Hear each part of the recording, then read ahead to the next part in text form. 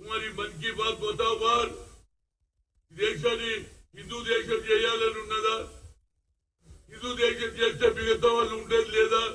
కశ్మీర్ అటువంటి ప్రాంతంలో జాతీయ జెండా పట్టుకొని తిరుగుతున్నారు. మేము వీఆర్ ఇండియన్ అంటున్నారు, మేము భారతీయులం అంటున్నారు. అదేవిధంగా పాత పట్టణంలో కూడా 15th ఆగస్ట్ కానీ 26 జనవరి వాళ్ళు కూడా జెండా తీసుకొని తిరుగుతూ ఉంటే ఏమిటి ఈ ఆలోచన? నాకు అర్థమైతలేదు. నరేంద్ర మోడీ ఇచ్చిన వాగ్దానాలను ఒక్కటి పూర్తి చేయలే, 2 కోట్ల ఉద్యోగాలను చేయలే. కనుక దీనికి జవాబు మీరు చెప్పాలి. లేకపోతే ఈ దేశంలో మతాల పేరు మీద కులాల పేరు దేశాన్ని విభజించడానికి ప్రయత్నం చేయకు. మీ సీట్ల గురించి దేశాన్ని ముక్కలు చేయొద్దని నేను కోరుతున్నా.